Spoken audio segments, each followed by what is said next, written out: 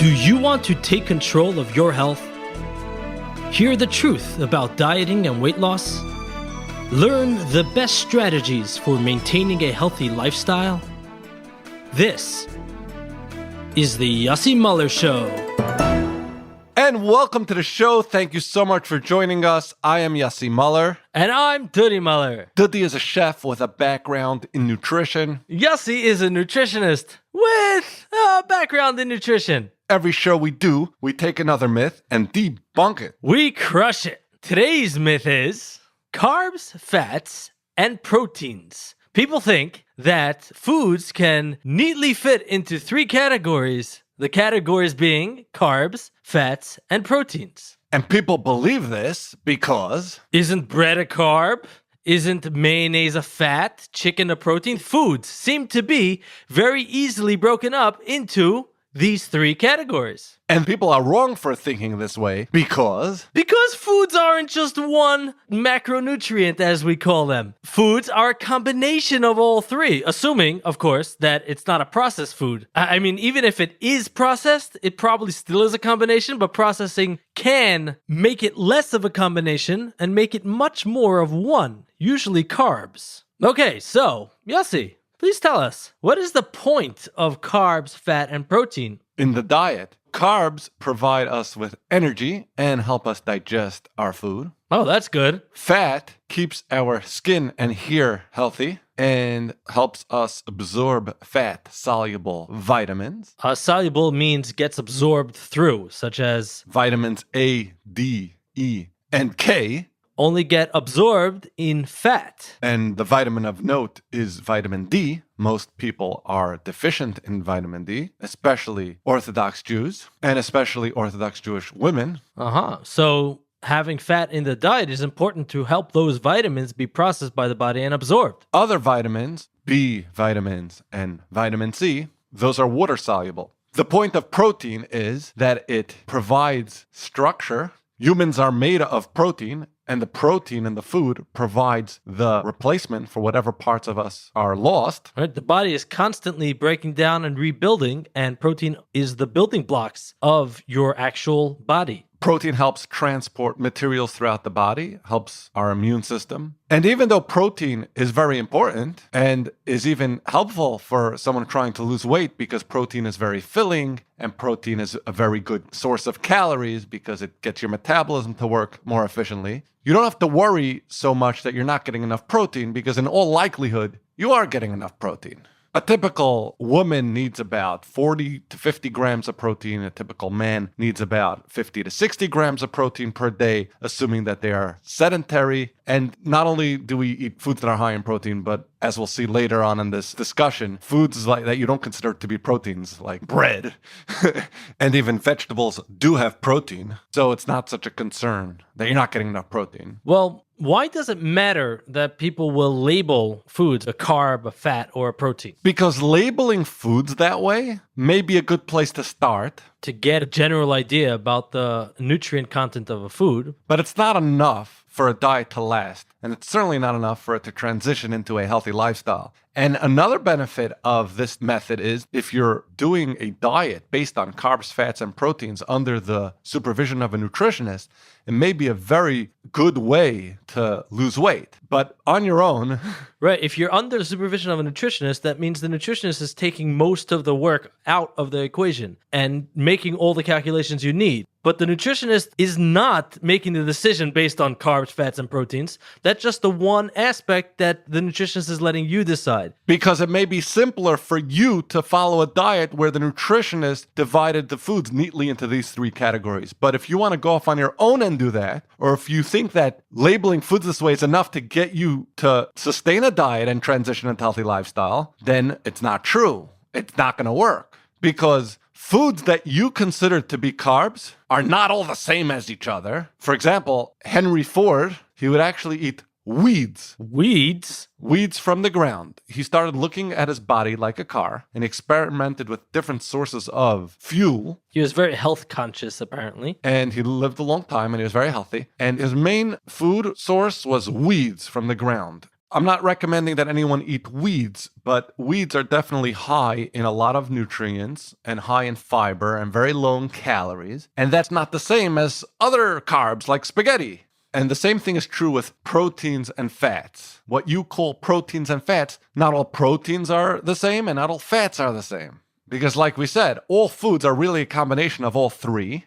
And foods have different amounts of calories. Different amounts of carbs, fats, and proteins. And some foods are more filling than others, and some foods have more fiber than others. Right. And what are you going to call foods that don't fit neatly into these categories? For example, milk. What are you going to call a milk product? You'll call it a milk. So now you have to keep track of carbs, proteins, fats, and milk.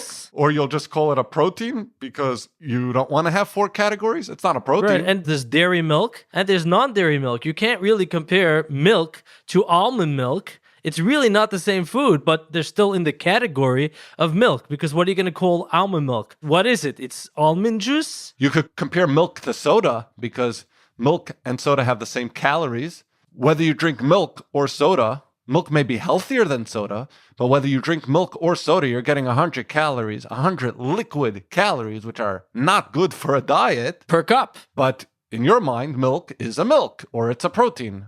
No, it's not. It's a soda. It's 100 calories of liquid. It doesn't fit into a category. And then another type of food, which people don't consider to fit into a category, which is also ridiculous because it actually basically does fit into a category, and that's fruits. Right, yeah. Fruit. Fruit is wonderful. We're going to separate fruit from any other carb, even though fruit is in many ways worse than other carbs. Whoa, slow down. Fruit isn't that much worse than other carbs. I mean, not all other carbs. It might be worse than oat bran or like very high fiber, high protein carbohydrates. But the issue I have with fruit is not that it's worse than other carbs. The issue I have with fruit is that A, people consider it its own category, A, which is confusing, and B, which is wrong. If you're going to put any food into a category, you should put fruit into the carb category because it's 99% carbs. Yes, it has fat and protein just like every other food in the world, but very little. And you hear all the time how people look at fruit very different than other foods. If, let's say, the diet allows you to have 2 snacks, people will say, okay, so I have my 2 snacks, my popcorn, my 100-calorie popcorn, and my 100-calorie pretzels, and then can I also have a fruit? As if a fruit is a freebie. Or people will say, can I have unlimited fruit? Because I understand that popcorn I have to measure, or whole wheat crackers, or whatever carby snack you're entitled to. But fruit, that should be a freebie. That should be unlimited. And then you have people who say, am I obligated to eat fruit? As if there's something special about fruit that you should have to have it on your diet. Right. And even within the category, this made-up category of fruit, really, foods are not consistent. Cantaloupe is 35% less calories than pineapple, but they're both fruit, right? And also, vegetables, which are a good source of carbohydrates and protein, and the carbohydrates are very high fiber carbs, people will consider it a vegetable, which is ridiculous because, like every other food in the world, it's a combination of carbs, fats, and proteins. Very low in fat, but still a combination of carbs, fats, and proteins. And vegetables vary. You could have a cucumber, which even if you eat 100 cucumbers, you will not gain an ounce of weight on the scale. As opposed to if you eat 100 potatoes, which is also a vegetable. Yeah, like, vegetable is a different category. So then you get confused. Is a vegetable free? I can have as many as I want. Doesn't matter if it's a cooked vegetable or a raw vegetable. I heard that cooked vegetables aren't as good for a diet as raw. What about a deep fried vegetable? Did you know that 25% of vegetables eaten in America are French fries? Wow. And another type of food is beans. What would you call a bean or a lentil or a chickpeas? Is that a legume or is that a bean? Or is it, like every other food, a combination of carbs, fat, and protein? It's actually a very nice mix of carbs, fat, and protein. Just like milk is a very nice mix. And just like most of your proteins and fats and carbs that you consider to neatly fit into a category are a nice mix of all three. And where are you going to fit alcohol into these 3 categories? Isn't alcohol a carb? No. No, it's not. Alcohol is alcohol. It's not a macronutrient because it's not nutritious, but it's 7 calories per gram compared to fat. It's 9 calories per gram. Carbs and proteins are 4 calories per gram. Alcohol is its own separate type of calorie. But again, it does not fit in this simple labeling process. So what matters for you to get to and sustain a healthy weight loss is not how many carbs, fats, and proteins you eat, or if your meals are so-called balanced, or if you're sticking to your plan of the carbs, fats, and proteins. But what matters is the number of calories you eat and the type of calories you eat. If your diet has adequate protein in it and adequate fiber in it, and it's the right number of calories, you will have no problem losing weight and maintaining it. If you don't have enough fiber, if you don't have enough protein, and if you have too many calories, you will not lose weight. You will gain weight. So when you start your diet with this carbs, fats, and protein system, you may start off balanced because maybe a nutritionist is helping you with it, or maybe you're super motivated. So you make sure to include protein and fiber and make sure to have the correct number of calories. But before you know it, you'll end up eating just processed carbs and fats and high calorie and not getting the protein and fiber in your diet. You could be doing the same carbs, fats, protein diet and having 1,000 calories a day of high fiber protein. And you could be doing the same in your mind, carb, fat, and protein diet. Because you're breaking it down by carbs, fats, and proteins. And having 5,000 calories a day and all processed carbs and fats. Because you're eating the wrong carbs, fats, and proteins. So Duddy, this is audio. No one sees you motioning with your fingers that it's quote unquote. Quote unquote carbs, fats, and proteins. Because labeling it a carb, a fat, a protein doesn't mean it's a good carb or a bad carb, a good fat or a bad fat, a good protein or a bad protein, and the range is huge. It's so huge. Not only is it huge, what most people consider to be a good version of it is a bad version of it, and what most people consider to be a bad version of it is a good version. If you ask anyone, what's better for my diet, olive oil or mayonnaise? Mayonnaise is 3 times better than olive oil. Olive oil is pure fat. It's dense fat. And light mayonnaise is... Oh, I didn't say that. That was a trick. Mayonnaise. Okay, even regular mayonnaise is better for you, is 35% better for you than oil. Because it's not as dense, and it does have some other ingredients in there. But most people on diets, the type of mayonnaise they eat is the light mayonnaise at 35 calories, and the type of oil they eat is olive oil at 120 calories. Just like any other oil. So... of course, when someone's starting their diet, they're going to eat the light mayonnaise because they're super motivated or they're getting it under the guidance of a nutritionist. And then, of course, they switch to olive oil. What could be wrong with olive oil, right? And then fruits. Yeah, you have an apple or an orange, which is a fruit. Okay, very nice. And then you have someone eating dried fruit. Mango, which is sugar. Dried fruit is sugar. Sugar is dried fruit. What do you think sugar is? You take a sugarcane plant, which is a fruit, nutritionally a fruit, and you dry it. Yeah, and then fruit juice. We'll include fruit juice in the category of fruit. The range between an actual apple and a cup of apple juice, it's so huge. And there's almost no difference between apple juice and milk. Oh, wait, you didn't know milk is that bad. So apple juice is just as bad as soda. And milk is almost as bad as fruit juice and soda for a diet. And proteins, there's a huge range there too. You have a lean protein. And then you have a so-called protein. Right. As listeners to the show already know, or already should know, there's a whole list of foods that many mistakenly consider to be proteins. Peanut butter, cheese, hummus. Really. Hummus, right? Salmon, really a fat, primarily a fat. So of course you're going to switch to the so-called protein. And let's not forget quinoa. For whatever reason, that's considered a protein. In carbs, you have a crazy range there also. A whole grain. A high fiber cereal. And then you'll switch to like a pasta. You're talking about a difference of 100 quality calories a cup versus 200 awful calories. That won't even fill you up.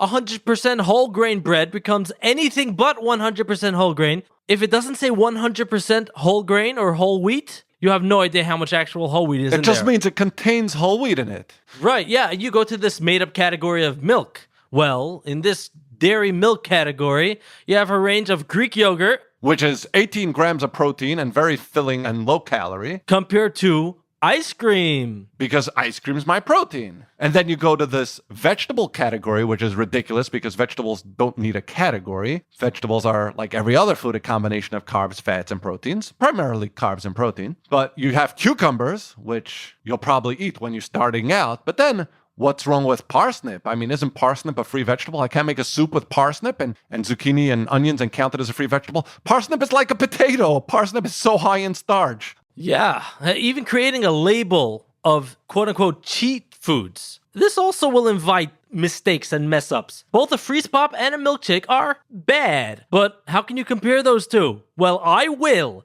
The milkshake is 68 times as unhealthy. But in this simplistic labeling thought process, they both fall in the same category. So we don't label foods, whether they're on the plan, like the so-called carbs, fats, and proteins, or they're not on the plan, like the so-called cheats. You can't consider a cheat to be a cheat and then just dump all cheats into, I prefer to call them treats, but you call these foods all in the same category.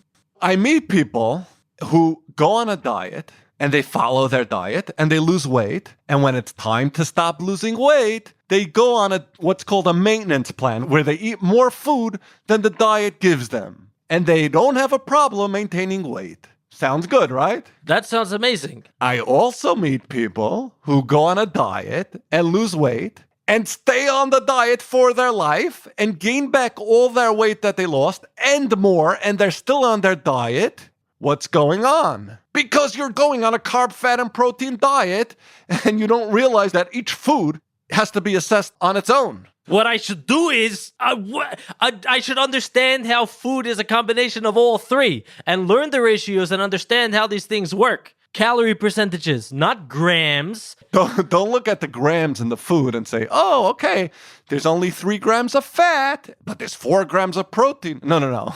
Calorie-wise, that's a problem because a gram of fat is 9 calories. So that's 27 calories of fat for 3 grams of fat. And 4 grams of protein only gives you 16 calories of protein. Meaning, look at the calorie percentage in your food, not the grams, and understand what percentage of any given food is calorie-wise. So milk is a perfect balance of carbs, fats, and proteins. Well, it's not recommended because we shouldn't be drinking our calories. Separate discussion. But look at the food in terms of ratios. And make sure when you're exchanging one food for another, not to see if it's the same category of carb, fat, or protein, but that the calories stay the same. And make sure the protein and fiber stay the same. Enough with the labeling. Stop using labels to make your eating decisions. Look at each food as how it affects you reaching and sustaining a healthy weight. You can do this. And that brings us to the end of this episode. Thank you for listening. We hope you join us next time.